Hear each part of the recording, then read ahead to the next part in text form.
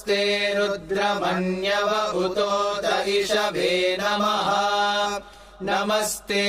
अस्तु धन्वने बाहुभ्यामुत ते नमः यात इषुः शिवतमा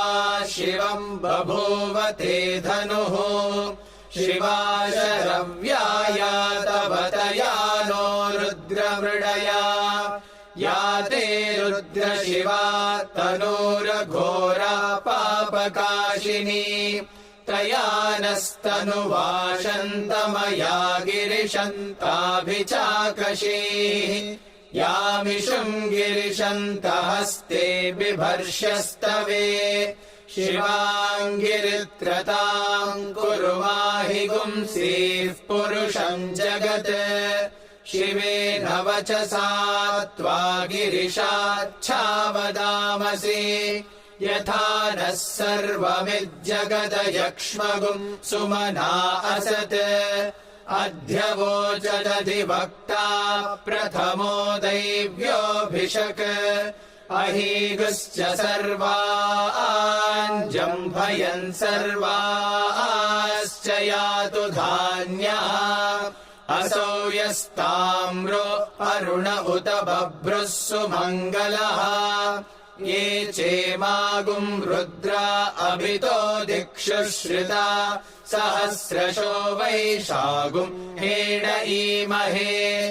असव्योपसर्पति नीलग्रीवो विलोहितः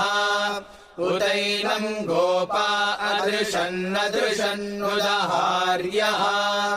उतैनम् विश्वा भूतानि स दृष्टो मृडयातिनः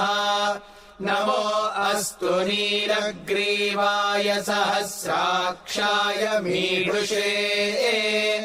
अथो ये अस्य सत्त्वानो हन्तेभ्यो करन्नमः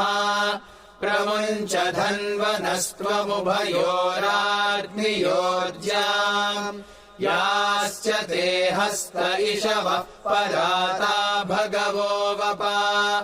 अवतत्यधनुस्त्वगुम् सहस्राक्षशते शुधे निशीर्य शल्याणाम् मुखा शिवो नः सुमना भव विज्यम् धनुः कपर्दिनो विशल्यो बाणवागुम् उता अनेशन्नस्येषव आभुरस्य निषङ्गतिः या देहेतिर्मीढुष्ट